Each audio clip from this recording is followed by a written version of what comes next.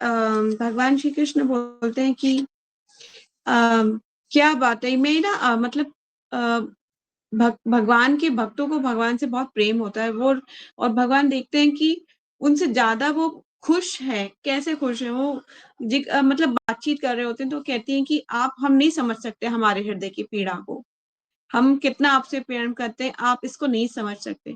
भगवान कहते हैं कि क्यों नहीं समझ सकता, कुछ तो ऐसा होगा ना कि मैं समझ पाऊंगा। तो बोलते हैं नहीं, आप नहीं समझ सकते, श्रीमती राधा रानी समझ सकती है और मैं समझ सकती हूँ।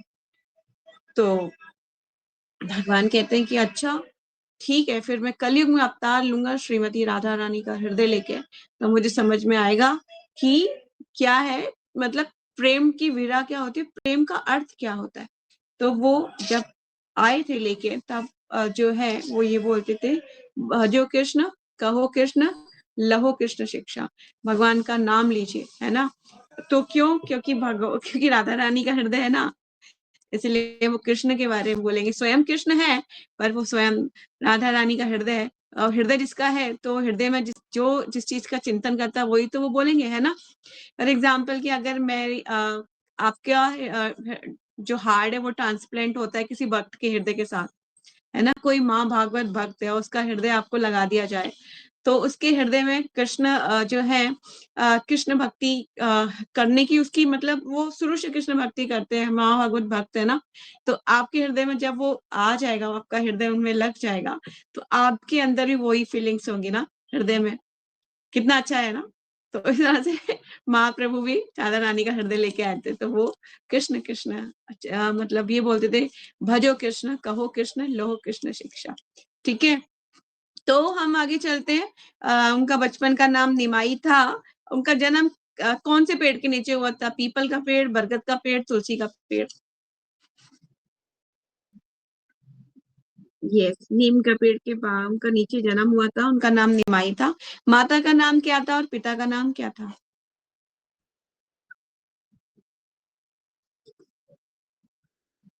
यस, शची देवी, गुड। अनपक्षालन संस्कार हुआ था उसके टाइम पे। जो हमारे छोटे से निमाई हैं, उन्होंने क्या चूज करा था? तलवार या फिर भोजन, या फिर कुछ और? भागवतम। Okay, good. ठीक है। अब फर्स्ट लीला जो हुई थी उसमें महाप्रभु ने जो है सर्प आ गया था आंगन में, है ना। छोटे से थे चैतन्य महाप्रभु, फिर सर्प आ गया था। और एक लीला हमने ये पढ़ी थी, दूसरी हमने पढ़ी थी जब क्या हुआ था, कुछ चोर, है ना, कुछ चोर आ गए थे उनके घर पे, और उन चोरों ने क्या किया था, गोल गोल घूमते रहे थे, उनकी ज्वेलरी उतारना चाहते थे चैतन्य महाप्रभु की। और फिर भगवान ने उन्हें मोहित कर दिया, तो वापिस उनके घर पे ही आ जाते हैं और फिर छोड़ के चले जाते हैं उनको वहां पर। ठीक है। तीसरी हमने पढ़ी थी, एक तीर्थयात्री ब्राह्मण आया था। ठीक है। भोग लगाने के लिए बेचारा, वो सुबह से शाम हो जाती है और भोग जब भी बनाता है और कहता है आओ कृष्ण खाओ, तो फिर क्या होता है, आ, फिर भगवान जब आ जाते हैं और फिर बार बार भोग लगा के झूठा कर देते हैं, तो वो पहचान तो पाता नहीं, कहता कि छोटा सा बालक मेरा खा प्रसाद झूठा कर दिया। फिर अंत में महाप्रभु जो है, रात हो जाती है, तब महाप्रभु जो है वो फिर से आके उसका भोजन लेते हैं, फिर कहते हैं कि तुम तो मुझे ही तो भोग लगा रहे थे और मैं आ गया, तो अब कहते हो कि झूठा कर दिया। तो मतलब इस तरह से उन लोगों की बचपन की कुछ लीलाएं हमने कल डिस्कस करी थी। एक और हमने डिस्कस करी थी कि वो कुछ लड़कियों को छेड़ते थे, है ना, जो अनेक डेमीगॉड्स की पूजा करती थी।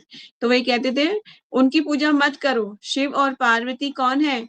शिव मेरे भक्त हैं और पार्वती मेरी बहिरंगा शक्ति है ना। तो उनकी पूजा मत करो, तुम मुझे पूजा करो, जो वरदान वो देंगे उससे ज्यादा वरदान मैं दे सकता हूँ। मतलब और उन्होंने ये भी बोला था कि अगर तुम अगर तुमने ऐसा नहीं किया तो तुम्हें क्या मिलेगा? पूर्ण पति मिलेगा, है ना। और अगर तुम मेरी पूजा करोगी तो फिर तुम्हें कौन मिलेगा? तुम्हें अति सुंदर युवा पति मिलेगा, और तुम्हारी संतानें होंगी, दर्जनों संतानें होंगी। तो इस तरह से वो कुंवारी लड़कियों को छेड़ते थे। और फिर उनके बाल्यकाल की और भी हमने पढ़ी थी स्टोरीज, जिसमें केशव काश्मीरी नामक एक विद्वान आया था, है ना। और उन्होंने जो है वो एक डिबेट करी थी उनके साथ, और डिबेट में चैतन्य महाप्रभु ने उन्हें हरा दिया था। उन्होंने गंगा के ऊपर कितने श्लोकास बोले थे? कोई बता सकता है? नहीं याद है। गंगा के ऊपर उन्होंने 100 श्लोकास बोले थे आंधी की स्पीड में, और चैतन्य महाप्रभु ने वही उससे भी कम समय में पूरे श्लोकास को एज इट इज सुना दिया, और उसमें 64 नंबर श्लोकास में गलती भी निकाली और कुछ और श्लोकास में भी गलती निकाली, गंगा की उनको ग्लोरीफाई करने के लिए, ठीक है, उनकी प्रसन्नता में।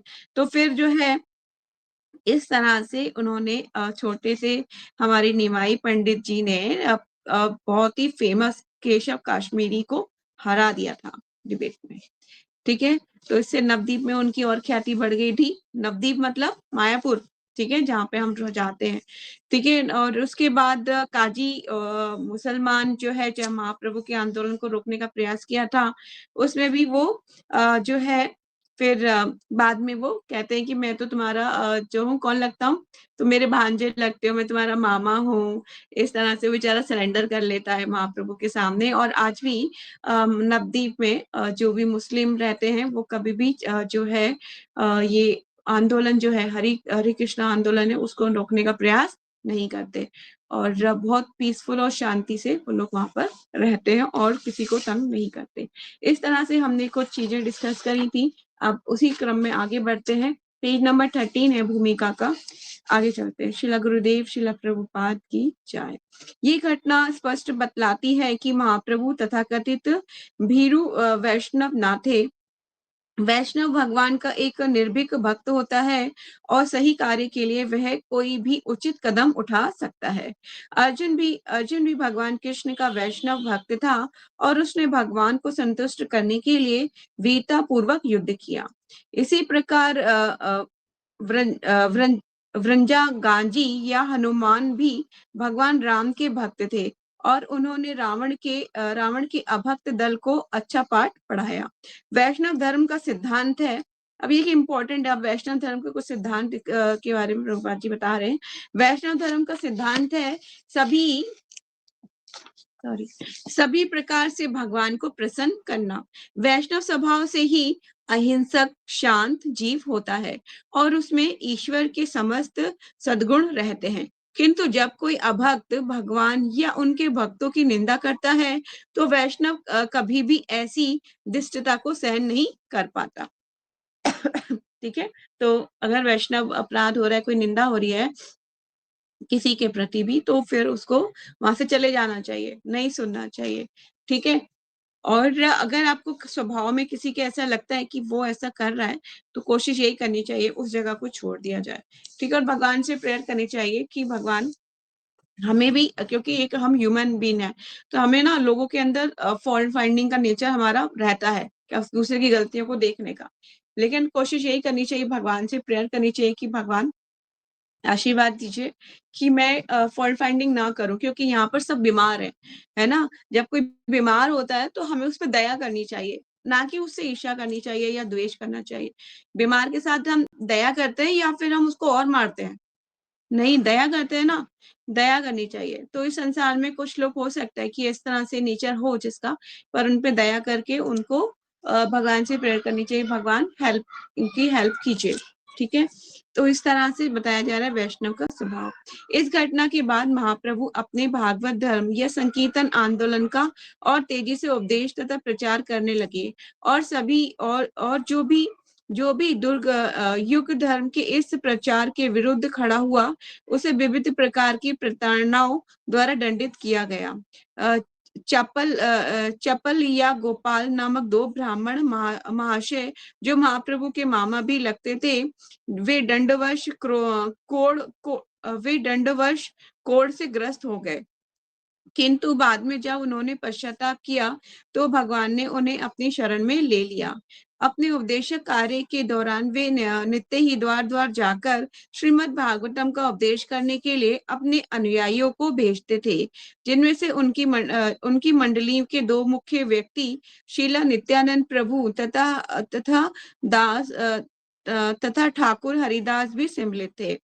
सारा नवदीप उनके संकीर्तन आंदोलन से अनुप्राणित था और उनका मुख्य कार्यालय उनके दो मुख्य ग्रस्त भक्तों श्रीवास ठाकुर तथा श्री अद्वैत प्रभु के घर में स्थित था। हम जब मायापुर गए थे तो हमने श्रीवास आंगन देखा था। श्रीवास आंगन में ही जो है चैतन्य महाप्रभु का मोमेंट जो है वो स्टैब्लिश हुआ था। ठीक है, तो इट्स वेरी इंपॉर्टेंट प्लेस और इट्स वेरी मर्सीफुल। उस जगह बहुत अच्छी है और कभी भी हम जब जाते हैं ना वहां पर हमें प्रेयर करनी चाहिए महाप्रभु से कि महाप्रभु आशीर्वाद दीजिए कि मैं शुद्ध नाम का शुद्ध नाम ले सकूं। ठीक है, नामा शुद्ध जो हम नाम जब करते हैं उसकी 3 स्टेजेस होती हैं, अपराध, नामापराध, नामाभास और शुद्ध नाम। तो ये पहले हम जब करते हैं कौन सी स्टेज में करते हैं? नाम अपराध। ठीक है, नाम अपराध की स्टेज में जब करते हैं आप समझ लीजिए। तो नाम अपराध की स्टेज में क्या करता है, हम जब करते होते हैं या तो हम मोबाइल देख रहे हैं, गॉसिप्स कर रहे हैं या इसके साथ साथ कुछ और काम भी कर रहे हैं, है ना। मोबाइल में व्हाट्सएप स्क्रॉलिंग कर रहे हैं, हरे कृष्णा कृष्ण कृष्ण हरे हरे, हरे राम राम राम हरे हरे, राम राम हरे हरे, हरे हरे। मतलब ये जो आप कर रहे हो ये नाम अपराध की कैटेगरी में आएगा। ठीक है, तुलसी महारानी के पास बैठ के शांति से ब्रह्म मुहूर्त में जप कीजिए। धीरे धीरे धीरे धीरे आप नामाभास की स्टेज में पहुंचिए। ठीक है, नामाभास की स्टेज में जो है आप प्रेयर कीजिए भगवान। जब आपको भगवान का स्मरण, जैसे ही आपका मन भटकेगा आपको फिर स्मरण आ जाएगा, ओ कृष्णा भगवान मेरे पास। कहते हैं कि नामा, आपको नाम की महिमा के बारे में पता चले तो अगर जैसे वैसे तो पढ़ना चाहिए नाम की महिमा के बारे में और हमें पता होना चाहिए कि हम जब हरि नाम का जप करते हैं तो उसकी मतलब वो होता क्या है, कैसे वो कार्य करता है। तो इट्स वेरी इंपॉर्टेंट। और अभी रिसेंटली मैं गई थी तो मेरा एक रियलाइजेशन मैं आपसे शेयर करना चाहती हूँ। तो वहां पर एक भक्त थे जो चरणामृत दे रहे थे। आई थिंक वो गौर किशोर दास बाबा जी महाराज की समाधि थी। तो वहां पर वो जो है चरणामृत दे रहे थे। तो भक्त ने क्या किया, चरणामृत ले लिया पर उसी हाथ से वो जप कर रहे थे क्योंकि राइट से चरणामृत लेना पड़ता है। तो उसी हाथ से वो जप कर रहे थे। तो वहां के जो पुरोहित थे उन्होंने बोला आपने हाथ वॉश नहीं किए और आप जप कर रहे हो, दिस इज ऑफेंसिव, ये ऑफेंस है। आपको हैंड वॉश करना चाहिए। स्वयं भगवान हरि नाम आपने जप माला पकड़ रखी है, स्वयं भगवान को पकड़ रखा है साक्षात। तो आपने क्या सीखा? आपने क्या सीखा? कुछ नहीं सीखा आपने। मतलब ये नहीं जानते कि जप करते समय आपके हाथ जूटे हैं, उसको साफ कीजिए। तो इट्स वेरी इंपॉर्टेंट कि आप जो है जो हरि नाम का जप कर रहे हो उसको साधारण मत लीजिए कि वो एक साधारण है। स्वयं भगवान कहते हैं ना, जिसका नाम हम लेते हैं तो भगवान वहां आपके पास साक्षात है ना। ऐसा रियलाइजेशन आपको होगा, लेकिन वो कब होगा? जब शुद्ध नाम के स्टेज पर आप पहुंचोगे। अभी क्या है, हम तो टेक इट ऑफ ग्रांटेड आ रहे, बस 16 राउंड कैसे पूरा हो जाए, मैं तेरी शक्ल नहीं देखूंगी ना तू मेरी शक्ल देखना माला। ऐसे हम मालों को अपने बिट बग को बोलते हैं, आज का स्यापा मौका खत्म, टांग दो उसको खुट्टी पे। मतलब कहने का मतलब ये कि इस तरह से नहीं हमें करना चाहिए क्योंकि एकमात्र सहारा यही है कलयुग में, हम निकलना चाहते हैं ना, यही है। ठीक है, तो इसीलिए अपने को यही करना है कि हरि अच्छे से खूब अच्छे से हरि नाम का जप कीजिए। ठीक है, और कोई चीज में प्रॉब्लम आती है तो आप जो है अपने मेंटोर या फिर सीनियर वैष्णव से कंसर्न उनसे पूछ सकते हैं, बात कर सकते हैं और क्वेश्चन जरूर पूछने चाहिए। ठीक है, तो हमने अभी जो है पढ़ा कि चैतन्य महाप्रभु के आंदोलन में श्री नित्यानंद प्रभु आ चुके हैं और श्रीवास और हरिदास ठाकुर। आगे चलते हैं, क्या होता है। दो ग्रस्त भक्त श्रीवास ठाकुर तो तथा अद्वैत प्रभु के घर स्थित था। दोनों ब्राह्मण जाति के विद्वान मुखिया थे और भगवान श्री चैतन्य के आंदोलन के प्रबल समर्थक थे। श्री अद्वैत प्रभु भगवान के अवतरण के लिए मुख्य रूप से जिम्मेदार थे। ठीक है, कैसे जिम्मेदार थे? वो क्या करते थे, गंगा जल लेके और शालिग्राम शिला का अभिषेक करते थे, तुलसी देते थे भगवान को और उसी टाइम पे वो बोलते थे मुंह से, भगवान प्लीज आप अवतरित हो। ठीक है, तब महाप्रभु जो है अवतरित हुए थे। ठीक है, ये अद्वैताचार्य इस तरह से प्रेयर करते थे। वो शिला आज भी है शांतिपुर में। इस बार हम नहीं जा पाए, होपफुली नेक्स्ट ईयर थोड़ा सा 2 दिन का अगर एक्सटेंड करेंगे हम तो फिर हम शांतिपुर जाके मैं वो शिला, आज भी शिला है, वो शालिग्राम शिला आज भी मौजूद है। जो हम देख सकते हैं, जिससे महाप्रभु प्रकट हुए थे, जिसकी प्रेयर करके। इसलिए शालिग्राम शिला is more more more more more powerful Shila. You can already प्राण प्रतिष्ठा होती है उसकी, उसको प्राण प्रतिष्ठा की जरूरत नहीं होती है। और दूसरी चीज, आप तुलसी अर्पित करके जो भी प्रार्थना उनसे करोगे वो 101% फुलफिल जरूर होती है। भगवान सुनते हैं, वो प्रार्थना आपकी फुलफिल करते हैं। पर इसका मतलब ये नहीं कि आप सोचो कि पड़ोसी को तुलसी दे रहा हूँ भगवान, पड़ोसी कल को मर जाए। इस तरह से प्रार्थना नहीं करनी प्लीज, ठीक है? इस तरह की प्रार्थना मत कीजिएगा। आगे चलते हैं। यस, तो मुख्य जिम्मेदार थे महाप्रभु के अवतरण के लिए। जब अद्वैत प्रभु ने देखा कि सारा मानव समाज भौतिक कार्यकलापों से भरा है और भक्ति से विहीन है, जो मानव जाति को भौतिक अस्तित्व के तीनों प्रकारों के संतापों से बचाने का एकमात्र साधन है, तब उन्होंने काल का शिकार बने हुए मानव समाज पर अपनी अहेतु की दयावश भगवान से अवतरित होने की उत्कंठ प्रार्थना की और वे गंगा जल एवं पवित्र तुलसी से भगवान की पूजा निरंतर करते रहे। जैसे मैंने आपको बताया था, किससे पूजा करते रहे? तुलसी दल से भगवान की पूजा करते रहे, तुलसी दल और गंगा जल। ठीक है, तो जब भी आप इस शिला को स्नान कराएंगे तो गंगा जल जरूर उसमें डालिएगा। जहां तक संकीर्तन आंदोलन के उपदेशक कार्य का संबंध है था, महाप्रभु का आदेश था कि प्रत्येक व्यक्ति नित्य अपना हिस्से का पूरा कार्य पूरा करे। ठीक है, एक बार नित्यानंद प्रभु तथा श्री हरिदास ठाकुर मुख्य सड़क पर जा रहे थे और तो उन्होंने सामने से एकत्रित शोर मचाती भीड़ देखी। राहगीरियों से पूछने पर पता चला कि जगाई तथा मदाई नामक दो भाई शराब पीकर उपद्रव मचा रहे हैं। जगाई और मदाई जो है ब्राह्मण परिवार से थे। पहले वो अच्छे ब्राह्मण थे, ऐसी बात नहीं है कि वो बचपन से ही खराब थे, वो अच्छे ब्राह्मण थे। लेकिन क्या हो जाता है, जैसे वो बड़े होते हैं तो वो जो है अपोजिट डायरेक्शन में चले जाते हैं। तो जो जो काम शास्त्रों में वर्जित है, मतलब जो काम शास्त्रों में बताए गए हैं कि इसको करने से नरक जाया जा सकता है, वो सारी कंडीशन वो फुलफिल करते रहे। जैसे कि गाय का वध करना, पर स्त्री संबंध बनाना, जुआ खेलना, शराब पीना, चिकन खाना, एवरीथिंग, और चोरी करना, लोगों को मारना पीटना, सब कुछ उन्होंने वो सारा कार्य किया जिसके लिए नरक के द्वार खोल सकते हैं। ठीक है, तो नरक में बैठे हुए जो चित्रगुप्त है वो भी परेशान हो गए कि कितना मैं लिखूं इसके बारे में, ये तो मतलब अनलिमिटेड होता जा रहा है। तब आइए फिर चलते हैं, क्या होता है वहां पर। जगाई तथा मदाई नामक दो भाई शराब पीकर उपद्रव मचा रहे थे। उन्होंने ये भी सुना कि वे दोनों भाई सम्मानित ब्राह्मण परिवार में जन्मे हैं, किंतु कुसंगति के कारण वे अत्यंत प्रतीत बन गए हैं।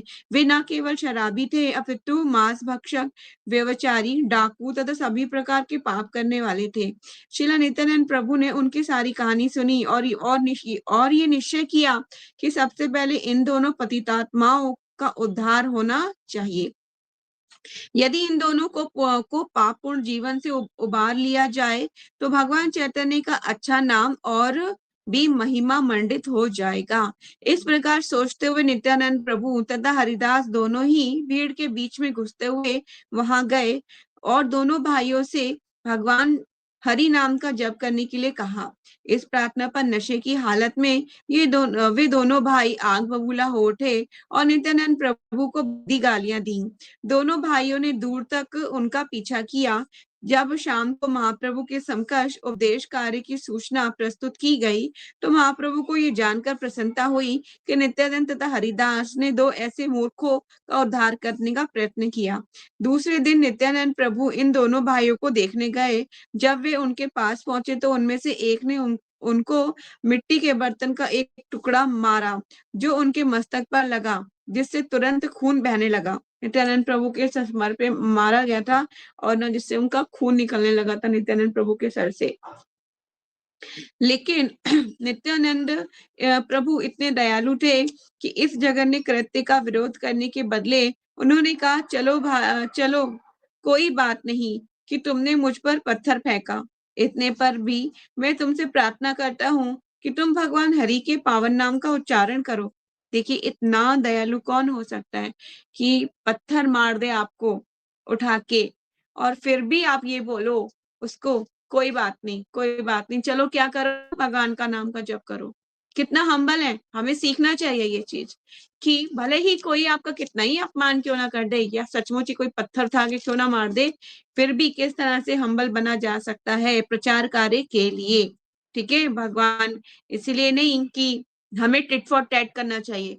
टिट फॉर टैट करने के लिए हमें नहीं सिखाया जाता कि जैसा मतलब उसने जैसा करा आप भी वैसा करो। ऐसी प्रवृत्ति जो है नहीं होनी चाहिए हमारी। शुरू से बचपन से ही माता पिता इस तरह से शिक्षित करते हैं बच्चों को कि वो ऐसी चीज कार्य ना करें, पर बड़े होकर हमें ये बताया जाता है नहीं, टिट फॉर टैट करो। जिसने तुम्हारे साथ गलत किया उसने तुम्हारे को एक थप्पड़ मारा ना, उसे तुम 2 थप्पड़ मार के आ जाओ।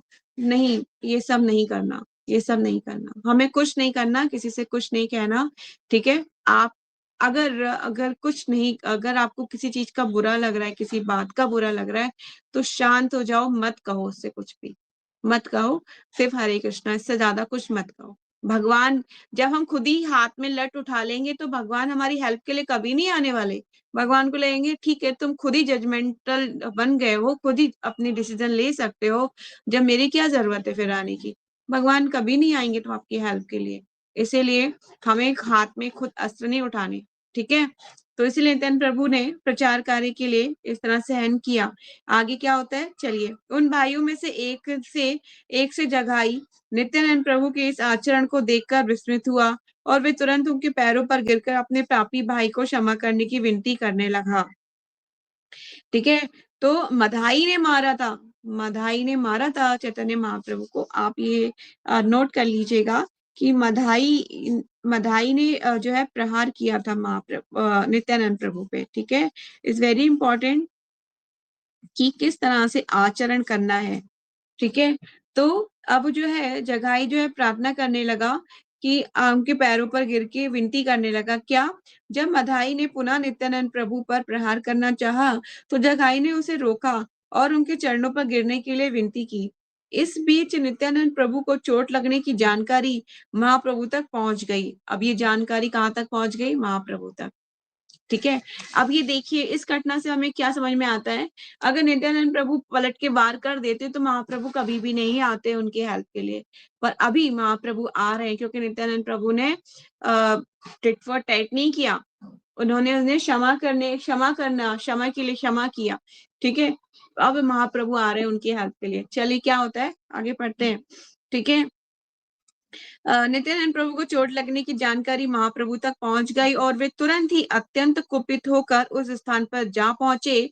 भगवान ने तुरंत ही उन पापियों का वध करने के लिए अपने सुदर्शन चक्र का आह्वान किया, लेकिन नित्यानंद प्रभु ने उन्हें उन्हें उनके उनके उद्देश्य की याद दिलाई। भगवान का उद्देश्य कलयुग के आशाहीन पतितों का उद्धार करना था, और जगाई तथा मधाई दोनों भाई ऐसे पतितों का विलक्षण उदाहरण थे। इस युग के 90% जनता उच्च कुल में जन्म लेने तथा सांसारिक सम्मान प्राप्त करने के बाद भी इन दोनों भाइयों के समान है। प्रामाणिक शास्त्रों का निर्णय है कि इस युग की सारी जनता निम्नतम शूद्र गुणों वाली तथा इससे भी नीच होगी।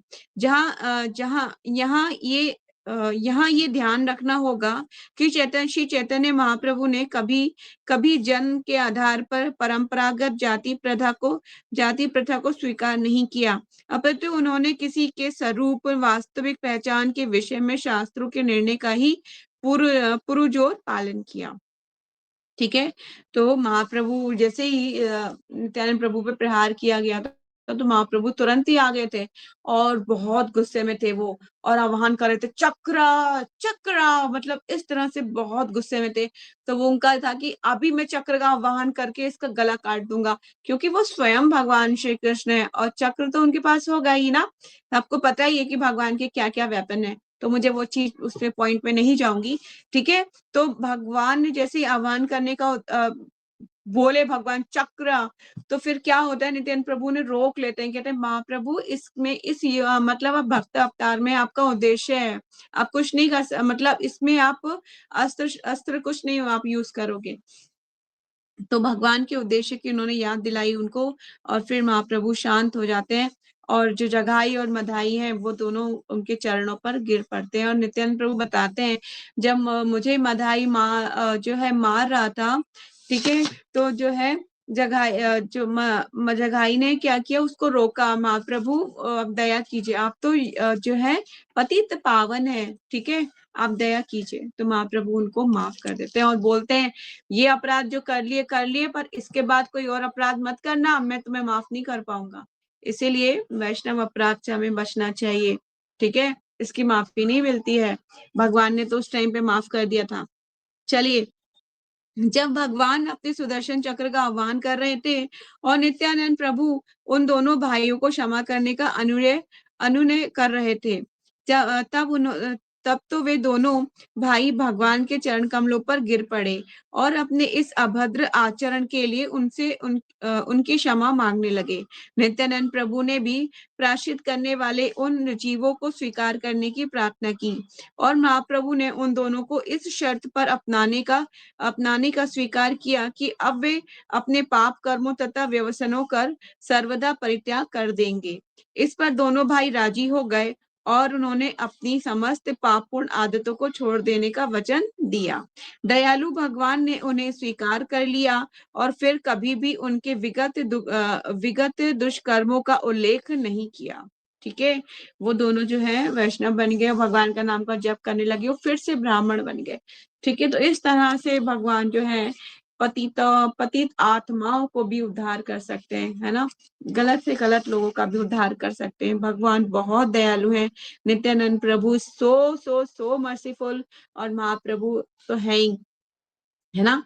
तभी तो महाप्रभु कहते हैं, वो आपने भजन तो सुना होगा, श्री कृष्ण चैतन्य प्रभु दया करो मोरे, सुना है ना आपने, तुम बिना के दयालु जगत संसारे।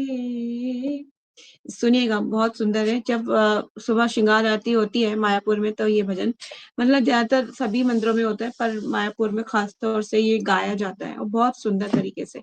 चलिए आगे चलते हैं। तो आगे क्या होता है, भगवान चैतन्य का विशिष्ट स्वभाव के इस युग में कोई भी ये नहीं कह सकता कि वे पाप से मुक्त है। किसी के लिए भी ऐसा कह पाना सर्वदा असंभव है। लेकिन भगवान चैतन्य सभी प्रकार के पापी व्यक्तियों को इस शर्त के साथ स्वीकार करते हैं कि वे प्रामाणिक गुरु से दीक्षा लेने के बाद पापूर्ण आदतों से विगत होने की प्रतिज्ञा करें। इसमें बोला जा रहा है कि जो महाप्रभु हैं, आप वो ये स्वीकार करते हैं, महाप्रभु ये बोलते हैं, क्या कीजिए, आप प्रामाणिक गुरु से दीक्षा ग्रहण कीजिए और सारी पापपूर्ण आदतों को छोड़ दीजिए। ठीक है, तो इस तरह से प्रामाणिक गुरु से हमें दीक्षा ग्रहण करनी चाहिए। इन दोनों भाइयों की घटना से कई शिक्षाएं ग्रहण की जा सकती हैं। इस कलयुग में प्राय सारे लोग जगाई तथा मदाई की तरह जगाई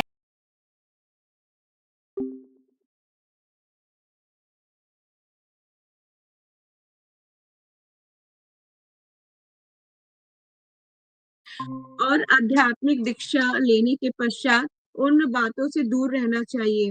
उनकी शास्त्रों में मनाही की गई है। भगवान ने शिला रूप गोस्वामी को जो शिक्षाएं दी हैं, उनमें से निषेधात्मक नियमों का वर्णन है। मतलब कुछ जो है डू एंड डोंट्स को बताया गया कि वो नहीं करने हैं। ठीक है, आई थिंक कोई म्यूट नहीं है, प्लीज म्यूट कर लीजिए। नेक्स्ट पढ़ लेते हैं। अपने ग्रस्त जीवन में महाप्रभु ने अधिक चमत्कार नहीं दिखलाए।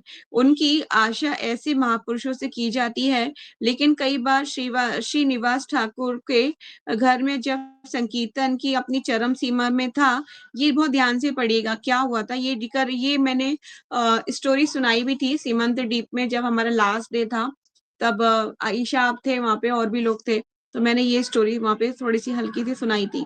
तो आगे चलते हैं इसमें क्या क्या होता है। लेकिन एक बार श्रीवास ठाकुर के घर में जब संकीर्तन अपनी चरम सीमा में था, तब उन्होंने एक आश्चर्यजनक चमत्कार अवश्य किया था। किसने किया था? महाप्रभु ने। उन्होंने भक्तों से पूछा कि क्या वे खाना खाना चाहते हैं, तब उन्होंने बताया कि वे आम खाना चाहते थे। तब उन्होंने आम की एक गुठली मंगवाई। यद्यपि वे फल उस ऋतु के बाहर का था, जब आम की गुठली ला दी गई, तब उन्होंने उसे श्रीनिवास के आंगन में बो दिया और तुरंत ही उस बीज से एक पौधा अंकुरित होने लगा। देखते ही देखते पौधे ने अविलंब पूर्ण विकसित आम के वृक्ष का रूप ग्रहण कर लिया। जो भक्तगण खा सके, उसे ज्यादा पके फलों के भार से झुका हुआ था। वे वृक्ष श्रीनिवास आंगन में लगा रहा और भक्तगण उसे इच्छा अनुसार फल प्राप्त करते रहे। ये जो है आम घाट हम जब परिक्रमा करी थी, आपको याद होगा ईशा, आम घाट करके एक जगह आई थी, वहां पे ये डिस्कस किया गया था कि यहाँ पे आम का वृक्ष लगाया गया था और महाप्रभु के जितने भी अनुयायी थे उनको भूख लग रही थी, तो उन्होंने उनकी भूख को शांत करने के लिए आम का एक वृक्ष लगाया था और उस वृक्ष से जो है मैंगो आते थे और पता है उसमें पर्ल्स जो सिर्फ मतलब गूदा ही गूदा होता था और उसमें गुठली नहीं थी और उसका छिलका भी नहीं था। आप समझ लीजिए वो 1 साल तक पेड़ ना 1 साल तक रहा और उसने ऐसे ही आम दिए, मतलब सिर्फ गूदा ही गूदा और गुठली नहीं थी और दूसरा उसमें कोई भी स्किन भी नहीं थी उसके ऊपर। तो इतना इतना ज्यादा कितना कैसा फल होगा, मतलब उसकी इमेजिन कीजिएगा कैसा होगा वो। ठीक है, और वो भी मैंगो। ठीक है, आगे चलते हैं। व्रज भूमि वृंदावन में की गोपियों में श्री कृष्ण के लिए जो अनुराग था, उनके प्रति महाप्रभु के हृदय में अत्यधिक आदर था। भगवान उनके प्रति उन सबकी अनन्य सेवा के सम्मान में एक बार श्री चैतन्य महाप्रभु भगवान के नाम कीर्तन के स्थान पर गोपियों का पवित्र नाम लेने लगे। उस समय उनके कुछ विद्यार्थी जो उनके शिष्य भी थे, उन्हें मिलने वहां गए। वहां आए, जब उन्होंने महाप्रभु को गोपियों का नाम उच्चारण करते देखा तो उन्हें आश्चर्य हुआ। उन्होंने निरी मूर्खतावश महाप्रभु से पूछा कि वे गोपियों का नाम लेकर क्यों कीर्तन कर रहे हैं। तो उन्होंने उन्हें परामर्श दिया और उन्हें परामर्श दिया कि वे कृष्ण का नाम का कीर्तन करें। इस समय भावावेश में स्थित महाप्रभु उन मूर्खों शिष्यों पर द्वारा विचलित कर दिए गए उन्हें फटकार लगाई और भगा दिया। ये विद्यार्थी महाप्रभु की ही आयु के थे, अतः वे भ्रमवश उन्हें समकक्ष समझ बैठे थे। फिर उन्होंने एक बैठक की और ये तय किया कि यदि वे फिर से उन्हें इसी तरह डांटेंगे तो उन पर आक्रमण कर दिया जाएगा। इस घटना से सामान्य जनता में महाप्रभु के विषय में दोषपूर्ण बातें फैल गईं। जब महाप्रभु को इसका पता चला तो वे समाज में रहने वाले विभिन्न प्रकार के मनुष्य पर विचार करने लगे। उन्होंने ध्यान में लिया कि वे विशेष रूप से विद्यार्थी, प्राध्यापक, सकाम कर्मी, योगी, अभक्त तथा विभिन्न प्रकार के नास्तिक ही भगवान की भक्ति में सेवा के विरोधी होते हैं। अतः उन्होंने विचार किया कि मेरा ध्येय होगा कि इस युग के सभी पतित आत्माओं का उद्धार करना, किंतु यदि वे मुझे एक सामान्य व्यक्ति मानकर मेरे प्रति अपराध करते हैं तो इससे उन्हें लाभ नहीं हो सकता। यदि उन्हें आध्यात्मिक अनुभूति का जीवन बिताना है तो उन्हें किसी न किसी रूप में मुझे नमस्कार करना होगा। ठीक है, चैतन्य महाप्रभु अभी हम जाते हैं ना मायापुर, तो मतलब इतने दयालु हैं, तब सबसे पहले हमें उन्हें ही प्रणाम करना चाहिए, पंच तत्व विग्रह को।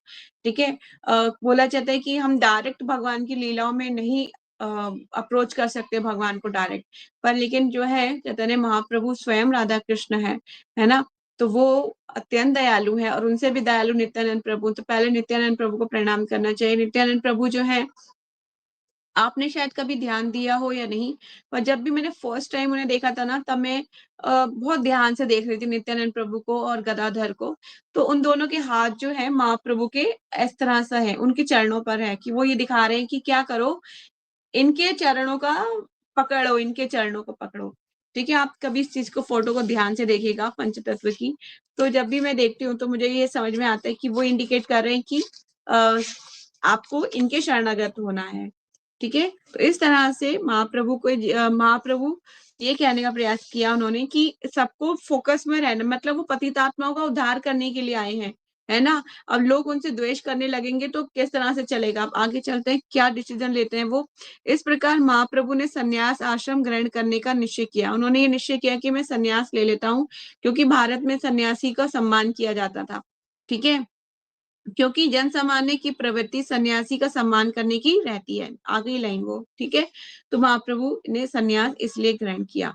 500 वर्ष पूर्व समाज की दशा आज की तरह गिरी हुई ना थी।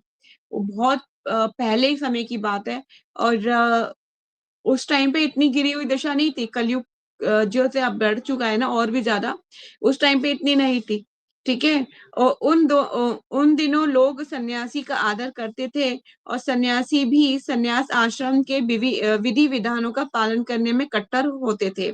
श्री चैतन्य महाप्रभु इस कलयुग के में सन्यासी जीवन बिताने के बहुत पक्ष में ना थे, किंतु जिसका कारण केवल यह था कि इस युग में बहुत कम सन्यासी सन्यास जीवन की विधि विधानों का पालन करने में सक्षम होते हैं।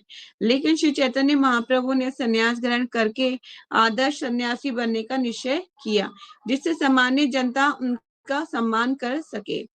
चूंकि सन्यासी को समस्त वर्णों तथा आश्रमों का गुरु माना जाता है, अतः प्रत्येक व्यक्ति सन्यासी का आदर करने के लिए कर्तव्यबद्ध है। ठीक है?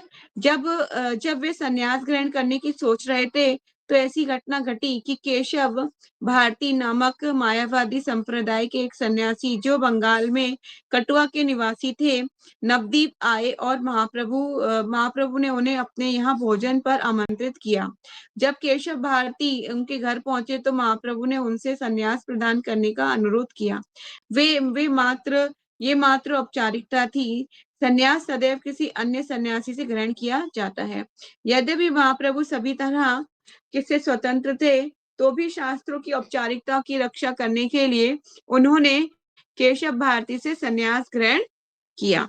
तो महाप्रभु ने संन्यास किससे लिया था? केशव भारती से। It's very important. You can highlight और यू कैन अंडरलाइन दिस।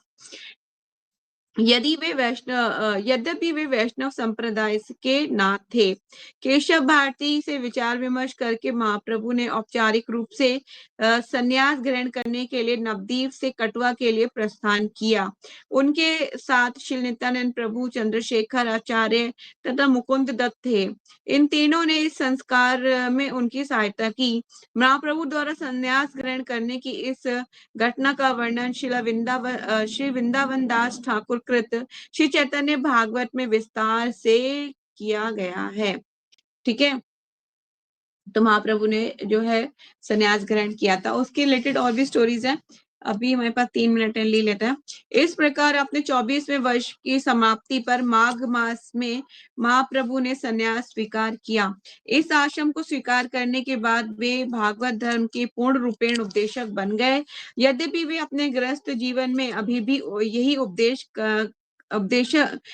कार्य करते थे, किंतु जब उन्हें अनुभव हुआ कि इससे उनके प्रचार में कुछ बाधाएं आती हैं, तो उन्होंने पतितात्माओं के लिए अपने गृहस्थ जीवन के सारे सुखों का बलिदान कर दिया। उनके गृहस्थ जीवन में श्रील अद्वैत प्रभु तथा श्रीवास ठाकुर उनके मुख्य सहायक थे, किंतु संन्यास ग्रहण करने पर उनके मुख्य सहायक नित्यानंद प्रभु, जिन्हें विशेष रूप से बंगाल में प्रचार के लिए नियुक्त किया गया था, शिला रूप तथा सनातन गोस्वामी, आदिशठ गोस्वामी, श्री रूप गोस्वामी, सनातन गोस्वामी, जीव गोस्वामी, गोपाल भट्ट गोस्वामी, रघुनाथ दास गोस्वामी तथा रघुनाथ भट्ट गोस्वामी थे। उन्होंने जिन्हें वृंदावन जाकर आज के तीर्थ स्थानों की खुदाई करके प्रस्थापित करने के लिए नियुक्त किया गया।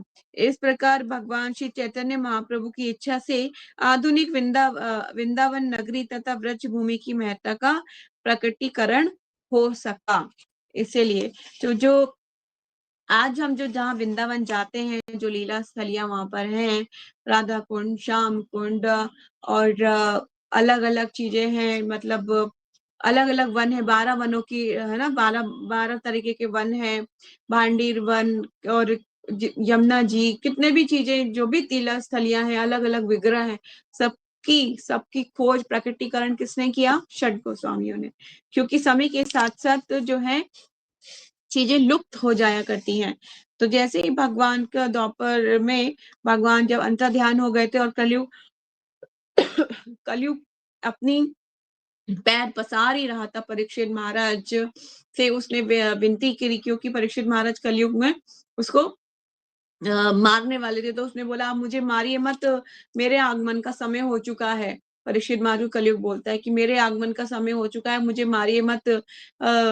और जो मैं भगवान की सेवा, मतलब मैं भगवान के आदेश से अब कलयुग का आरंभ होगा। यही यही मतलब सृष्टि का नियम है। 4 युगों के बाद, 3 युगों के बाद जो है कलयुग आएगा ही आएगा। तो फिर आप मुझे कुछ स्थान दे दीजिए रहने के लिए, ताकि मैं वहां रह सकूं। तो उन्होंने बोला कि आप जो है जुए, जहाँ जुआ होता है वहां रहिए, जहाँ पे नशा किया जाता है वहां पे रहिए, ठीक है। और उसमें क्या कहते हैं, स्वर्ण में रहिए, और जहाँ पे पर स्त्री संबंध बनाए जाते हैं वहां पे रहिए। मतलब जो 4 रेगुलेटरी प्रिंसिपल्स हैं वहां पर उन्होंने बोला गया रहिए। तो जो कलयुग है फिर वहां पे जाके जो है निवास करता है। तो इस तरह से जो है कलयुग इस तरह से बढ़ता गया, और जो भी मतलब धर्म के विरुद्ध जो भी कार्य करेगा वो जो है वो मतलब नरक का रास्ते में, जो नरक का जो रास्ता है उसकी तरफ वो चलता जाएगा। तो इसीलिए ज्यादातर 99% लोग जो है नरक के रास्ते पर जा रहे हैं। आगे चलते हैं। आगे हमारे पास 9 बज चुके हैं। कोई क्वेश्चन है, कोई डाउट है तो आप पूछ सकते हैं, नहीं तो हम इसको कल कंटिन्यू करेंगे भूमिका। Any question? यस ईशा। माता जी, जो शालिग्राम शिला का अगर फोटो मिलता है तो क्या ला सकते हैं? फोटो? हाँ, फोटो फ्रेम। फोटो लगा सकते हैं, फोटो में कोई प्रॉब्लम नहीं होती है। पर शिला की पूजा कीजिए तो वो ज्यादा अच्छा होता है। फोटो भी लगा सकते हैं, फोटो में भी कोई प्रॉब्लम नहीं है, फोटो के लिए मना नहीं किया जाता। पर बिगनिंग स्टेज में अलाउड होता है, कोई प्रॉब्लम नहीं है। जैसे जैसे भक्ति में हम आगे बढ़ते रहते हैं ना, तो बोला जाता है कि आप जो है डांस डिटीज की सेवा कीजिए। इससे क्या आता है, हम जो है पर्टिकुलर होते हैं सेवाओं में, और करते करते करते करते एक दिन ऐसा आता है कि हम बहुत अच्छे से सेवा में, भगवान की कृपा होती है। देखिए हर चीज में ना भगवान की कृपा होती है, जब तक भगवान की कृपा नहीं है तो बहुत मुश्किल हो जाता है। नहीं, फोटो भी आप रख सकते हो, कोई इश्यू नहीं है, फोटो भी रख सकते हो। पर साक्षात विग्रह की जो अगर आपकी कोई विश के कारण आप सोचो कि कोई विश पूरी करनी है, तो विग्रह को तो स्नान, उसको फोटो को तो स्नान नहीं करा सकते हो आप, है ना। तुलसी ऑफर कर सकते हो, पर स्नान नहीं करा सकते। और स्नान, विग्रह को स्नान कराया जाता है। पर अगर आपको वर्शिप करना चाहते हो तो यू कैन, आप फोटो ले सकते हो, ठीक है। जयश्री, आपका कोई क्वेश्चन?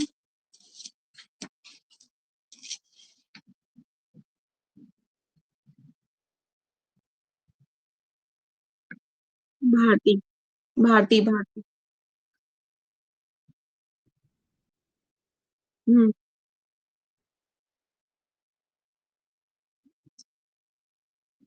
वैष्णव संप्रदाय कैसे स्टार्ट हुआ? देखिए अलग अलग संप्रदाय, जितने भी संप्रदाय हैं वो कहाँ से आ रहे हैं? ब्रह्मा जी से आ रहे हैं सारे के सारे, ठीक है। तो जो 4 संप्रदाय हैं, उन 4 संप्रदायों के 4 अलग अलग आचार्य हैं। जैसे कि अभी मायापुर में भी उनके अलग अलग संप्रदायों के अलग अलग आचार्यों के बारे में बताया जाता है। तो 4 कुमार हैं, ठीक है। 4 कुमार जो है, बोला जाता है कि 4 कुमार जो है वो भी 4 संप्रदाय में आते हैं। वो कुमार संप्रदाय कहा जाता है उसको, ठीक है। उसके बाद शिव जी का संप्रदाय रुद्र संप्रदाय, जो शिव जी जिस संप्रदाय को मतलब वो करते हैं, रिप्रेजेंट करते हैं, तो रुद्र संप्रदाय। फिर लक्ष्मी जी का श्री संप्रदाय, ठीक है। ब्रह्मा जी का ब्रह्म संप्रदाय। तो ये 4 प्रामाणिक संप्रदाय हैं। और इन चारों प्रामाणिक संप्रदायों के कुछ कुछ आचार्य हैं जो इन संप्रदायों को रिप्रेजेंट करते हैं, ठीक है। जैसे रामानुजाचार्य जो है श्री संप्रदाय को रिप्रेजेंट करते हैं। इस तरह से उस आचार्यों की परंपरा में आते हैं। क्योंकि केशव भारती थे, वैष्णव संप्रदाय के नहीं थे। तो वो देखिए, समय काल परिस्थिति महाप्रभु ने खुद, भगवान ने खुद सिलेक्ट किया है। कुछ ना कुछ चीजें इसमें रही हैं, अब उसमें हम क्वेश्चन मार्क नहीं कर सकते उन्होंने ऐसा क्यों किया है ना। वैष्णव संप्रदाय में नहीं थे तो कोई बात नहीं, पर वो महाप्रभु हैं, भगवान है, वो कुछ भी कर सकते हैं, किसी भी चीज से ले सकते हैं संन्यास। उसमें कोई प्रॉब्लम नहीं। बस इसमें एक चीज जरूर लिखी हुई है कि संन्यास लेने के लिए एक सन्यासी से ही संन्यास लिया जा सकता है, ठीक है। तो बस यही चीज है। बाकी क्यों थे और क्यों किया गया, वो हम क्वेश्चन मार्क उस चीज को नहीं ले सकते, क्योंकि भगवान देखिए चैतन्य महाप्रभु स्वयं भगवान है, उनका खुद का डिसीजन था कि वो जो है केशव भारती से संन्यास लें। ठीक है। और वैष्णव संप्रदाय जो है, आज 4 संप्रदाय मैंने आपको बता दिए, उनसे ही संप्रदाय से प्रामाणिक संप्रदाय, आज के नहीं। जैसे कि मैंने किसी से पूछा था कि आप कौन से संप्रदाय से हैं, तो उन्होंने अपना कुछ और ही संप्रदाय बता दिया, वैष्णव संप्रदाय बता दिया। मैं वैष्णव संप्रदाय मतलब ये तो कोई प्रामाणिक नहीं है।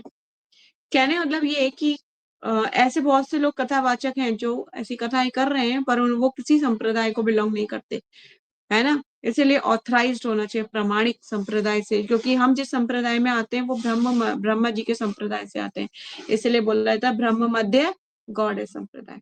ठीक है, मध्वाचार्य इस संप्रदाय को रिप्रेजेंट करते हैं। ठीक है, और कोई क्वेश्चन? जयश्री ईशा, आपका कोई क्वेश्चन और था? हरे कृष्णा। ईशा, आपका क्वेश्चन था? और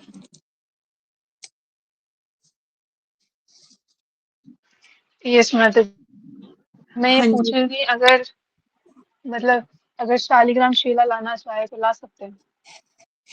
हाँ, आप शिला को रख सकते हो, कोई प्रॉब्लम नहीं है, शिला ला सकते हो, उसकी वर्शिप कर सकते हो, रख सकते हो। बल्कि मैं तो बोलूंगी कि अपनी भक्ति में जीवन के लिए भी हमें भगवान से प्रेयर करनी चाहिए, भगवान मैं तो इतनी कैपेबल नहीं हूँ, और अगर आप मतलब अगर आप मेरी मदद करेंगे तो शायद मैं कुछ भक्ति में आगे बढ़ सकूं। और मैं एक चीज और बताती हूँ, सबसे आसान तरीका, वैष्णवों की सेवा कीजिए, वैष्णव सेवा कीजिए। जो वैष्णवों की सेवा करेगा ना, उसको मतलब ऐसा मतलब कहते हैं ना, शॉर्टकट तरीके से आगे पहुंच जाएगा। ठीक है, तुलसी महारानी बेस्ट है, तुलसी महारानी है, और भी वैष्णव हमारे सामने दिखते हैं। मतलब हमें ना फॉल्ट फाइंडिंग नहीं देखना है, ओ ये तो ये करती है, माता जी तो ऐसे हैं ऐसे हैं, चैंटिंग के टाइम पे तो बातें करती रहती हैं, और कैसे वैष्णव हो गई ये। मतलब हमें लगता है कि मुझे छोड़ के दुनिया के सारे लोग जो है ना, वो अभक्त हैं, मैं ही प्योर भक्त हूँ, बाकी तो सारे अभक्त हैं। तो ये नहीं सोचना चाहिए, उल्टा सोचना चाहिए, मुझे छोड़ के मैं भक्त नहीं हूँ, बाकी सब भक्त हैं। जब आप ये सोचोगे ना, तब आप उनको उनको प्रसन्न कर पाओगे, उनकी सेवा कर पाओगे। इससे जितना हो सके ना अपने आप को घिसना चाहिए। मैं तो ये बोलूंगी, आप लोगों को सजेशन ये दूंगी, जो है 8 अप्रैल को व्यास पूजा है हिज होलीनेस जयपताका स्वामी महाराज की टेम्पल में। आइए, टेम्पल में आइए, आप जो है किचन में आइएगा, और आने के बाद बर्तन धोइएगा, और बर्तन धो के आपको ये मन में सोचना है कि ये बर्तन मैं मांज रही हूँ, और मेरा हृदय का मार्जन कीजिए। प्रार्थना करनी चाहिए, भगवान मैं बर्तन धो धो के धोंगी। प्रभुपाद जी का एक कोटेशन था, जिसमें एक साइंटिस्ट से वो बर्तन मंजवा रहे थे, तो प्रभुपाद डिसाइपल्स बोले कि प्रभुपाद ये आप क्या कर रहे हैं, he is a very good, वो है, साइंटिस्ट है, ये बहुत अच्छा साइंटिस्ट है, इससे आप बर्तन मंजवा रहे हैं। तो प्रभुपाद बोले हाँ, ये अपना बर्तन मांज मांज के ये इतना साफ कर देगा उसमें, और छेद करे गोलोक पहुंच जाएगा।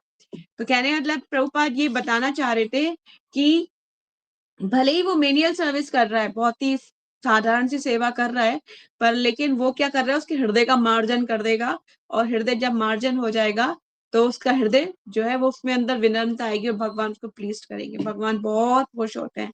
इसलिए जो है जितना हो सके हमें कृपा बटोरनी चाहिए, वैष्णव की कृपा, है ना, भगवान सेवा करनी चाहिए। आज ही मैं एक लेक्चर सुन रही थी, इसके आनंद वृंदावन प्रभु जी का एक कोटेशन एक प्रभु जी शेयर कर रहे थे वैष्णव अपराध के ऊपर, और ये वो बोल रहे थे कि एक बार ऐसा हुआ कि आनंद वृंदावन प्रभु जी ने, जितने खूब मतलब बहुत सारे वैष्णव बैठे हुए थे और माताएं बैठी हुई थी, तो वो कहने लगे कि मैं अब सब भक्तों के चरणों की रज लूंगा।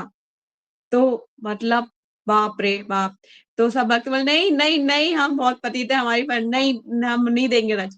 तो मतलब इस तरह से वो डिस्कस कर रहे थे कि जितना जितना हो सके वैष्णव अपराध से बचना चाहिए, और वैष्णव के अनुगत सेवा कीजिए, जितना हो सके सेवा कीजिए, आपको आप बच सकेंगे। वरना भक्ति में जीवन में इतना ज्यादा फूल जाते हैं ना, हम फूल के गुप्पा हो जाते हैं, ओ हो अभी कोई ग्लोरीफाई कर देना, ओ यू आर वेरी इंटेलिजेंट, ओ ये वो मतलब फूल जाते थे, हवा भर जाती है ना गुब्बारे में, बस तरह से। और वैष्णव इस सारी हवा को निकाल देते हैं, और भगवान को तो बिल्कुल पसंद नहीं कि हमारे अंदर कोई ऐसा विकार आ जाए जिसके कारण से हम जो है फूल के गुप्पा हो जाए। तो इसीलिए जो है वैष्णव की सेवा कीजिए, तो वो सबसे अच्छा है।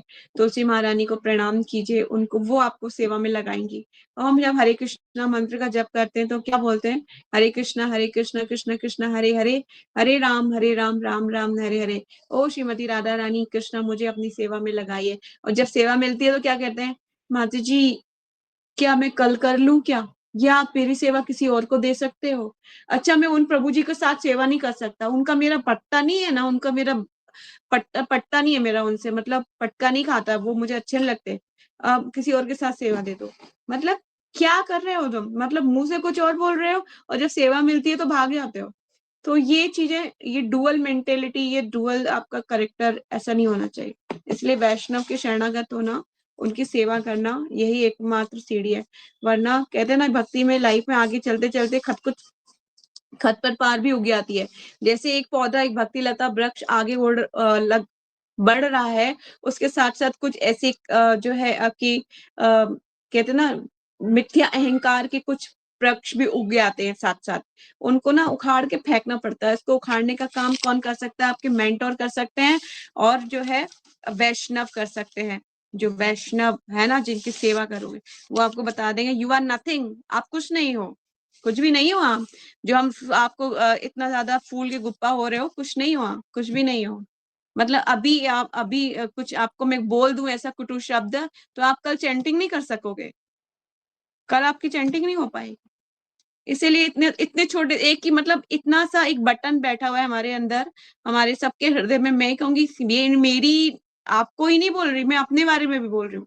एक छोटा सा बटन है हमारे हृदय में, कोई उसको दबा देता है या हमारे अहंकार को चोट पहुंचा देता है, तो हमें हमारी चैंटिंग अफेक्ट हो जाती है। ये कंडीशन है हमारी। मतलब हमारा कंट्रोल दूसरे के हाथों में हमने दिया हुआ है। दूसरा हमें जिस तरह से चाहता है उस तरह से हम बन जाते हैं। वो चाहता है कि मैं इसे गुस्सा दिला दूं, वो हम गुस्सा हो जाते हैं।